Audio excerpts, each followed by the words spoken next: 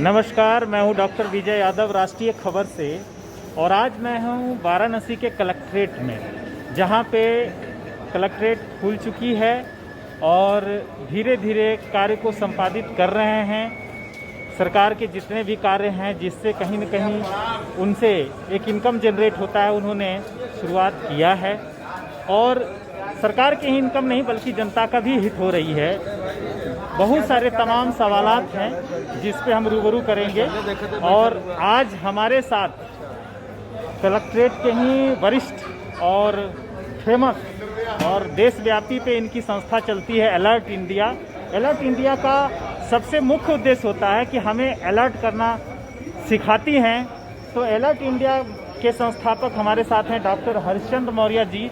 देखते हैं कि आज अलर्ट इंडिया के माध्यम से आज ये क्या अलर्ट करने जा रहे हैं, जनता को क्या बताने जा रहे हैं। हरिश्चंद्र मौर्य जी, बताइए आज क्या आप अलर्ट इंडिया के माध्यम से बताने जा रहे हैं। देखिए, देश के जो माननीय मोदी जी हैं, वो देश के बहुत बड़े ज्योतिषी हैं।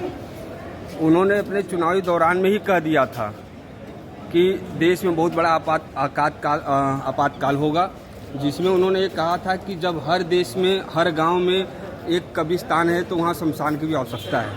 तो उनको पहले से अनुभूति थी कि अकाल पड़ेगा, भूखमरी होगा, लोग मरेंगे। तो ऐसे स्थिति में उन्होंने अपनी बात को कह दिया।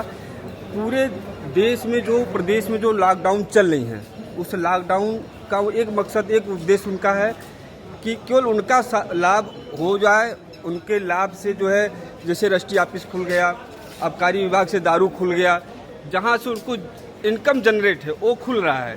और जो गरीब का है, जिससे रोजी रोटी चलना है, वो नहीं खुलेगा। गरीब का रोजगार नहीं चलेगा, ठेला नहीं चलेगा, खुमचा नहीं चलेगा, रिक्शा नहीं चलेगा, जिससे रोज दिनचर्या है गरीबों का, जिससे कि वो पेट पालन काम करते हैं, वो नहीं चलेगा। तो ये हमारे माननीय मोदी जी इतने बड़े चमत्कारी हैं कि उस देश में जो गरीबी कह रहे थे, गरीबी खत्म कर देंगे सरकार बनने के बाद, आज वाकई में उन्होंने लॉकडाउन के दौरान वो गरीब को खत्म करने का उन्होंने प्लान बना दिया है।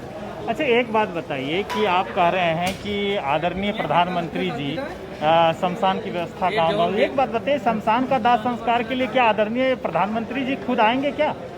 आदरणीय प्रधानमंत्री जी नहीं आएंगे, लेकिन वो उनके लोग कहते हैं कि हमारे माननीय प्रधानमंत्री जी जो कहते हैं वो सही कहते हैं, सर्टिफाइड कहते हैं। तो जो उन्होंने अपने चुनाव में जो वादा किया था जनता के बीच, उसमें खरा उतरने का काम करें।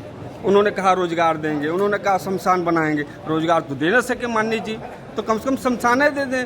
उन्होंने कहा कि रोटी की व्यवस्था करेंगे, रोटी न दे सके तो जो भूखमरी से लोग मर रहे हैं उनके लिए कम से कम अंतिम वस्त्र दे दें, अंतिम जो है संस्कार के लिए कब्रिस्तान और शमशान बनवा दें। अच्छा, आपके दृष्टिकोण से इसका मतलब लगता है कि बनारस और काशी की जो स्थिति है वो अत्यंत ही भयावह स्थिति से गुजर रही है।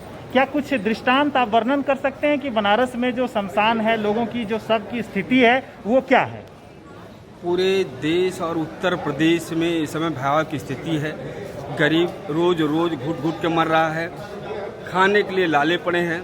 लेकिन माननीय मोदी जी केवल टीवी पे, योगी जी केवल मीडिया के माध्यम से बता रहे हैं कि वैक्सीन लग रहा है, लोगों को रोजगार मिल रहा है। अपने लाभ वाला चीज़ उन्होंने खोल दिया और गरीब की रोटी रोजी वाला उन्होंने चीज़ बंद कर दिया। अच्छा, वैक्सीन से लेकर के एक सवाल जो उठ रहा है बड़ी तेजी से आम जनता के पीछे भी, क्योंकि आप कहीं न कहीं एक बड़े संस्था का रिप्रेजेंट कर रहे हैं, अलर्ट इंडिया को। तो आप एक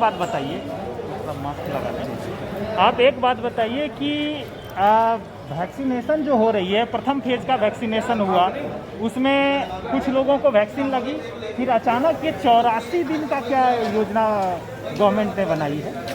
देखिए, जो सरकार है स्वयं काम अपना पीठ थपथपाने का काम करती है, स्वयं अपना पीठ थपथपाने का काम करती है। हर चीज़ में सरकार फेल है, न वैक्सीन दे सकती है, न दवा दे सकती है, न आम पब्लिक के लिए व्यवस्था दे सकती है। केवल मीडिया के माध्यम से लोगों को आश्वस्त कर सकती है कि मैं ये कर दूंगा, वो कर दूंगा, ये कर दिया, वो कर दिया, लेकिन पटल पे कुछ नहीं है। आज जाके देख लीजिए, वैक्सीन के लिए लाइनें लगी हैं, बहुत लोग रजिस्ट्रेशन करवा लिए लेकिन उनको सुई नहीं मिल रहा है। पता नहीं वाकई में वैक्सीन लगा रहे हैं कि टिशनर की सुई मार रहे हैं, कौन जाने, कोई गारंटी नहीं है। अब तो सरकार और सरकार के लोगों पर एकदम भरोसा नहीं है। आपने कहा एकदम भरोसा नहीं है, चूंकि देश के प्रधानमंत्री हैं और आप कह रहे हैं कि भरोसा नहीं है, तो फिर कैसे लोग कैसे गुजर बसर होगा, देश कैसे चलेगा आपके माध्यम से? माननीय प्रधानमंत्री जी योगी जी एक भी भरोसे का कोई बात किए हों या एक भी भरोसे के लिए कोई गरीब के लिए काम किए हों या जनता के हित में काम किए हों, मैं बता दूंगा नहीं भरोसा की बात है। उन्होंने तो बस आबकारी विभाग जहाँ से इनकम जनरेट होना है दारू खुलवा दिए, रजिस्ट्री ऑफिस से पैसा आना है रजिस्ट्री ऑफिस खुलवा दिए, लेकिन हर जगह लोग मर रहे हैं। उनके प्रशासनिक अधिकारी के लिए नियम कानून नहीं है, लेकिन एक गरीब व्यक्ति ठेला लेके निकलेगा उसके लिए नियम कानून है। उनके प्रशासनिक लोग और कुछ नहीं, कोई मानक फॉलो नहीं करते, लेकिन गरीब व्यक्ति के लिए डंडा से नियम फॉलो कराया जाता है। क्या है सब? आपके अनुसार इस कोरोना में गरीब लोगों के लिए क्या व्यवस्थाएं सरकार करती तो अच्छा रहता? गरीब व्यक्ति के लिए जैसे आप नियम बना दिए हैं कि आपका जो है दारू 12 बजे से 1 बजे तक चलेगा, 10 बजे से 1 बजे तक खुलेगा। आपने कहा रजिस्ट्री ऑफिस इतने से इतने बजे तक खुलेगा।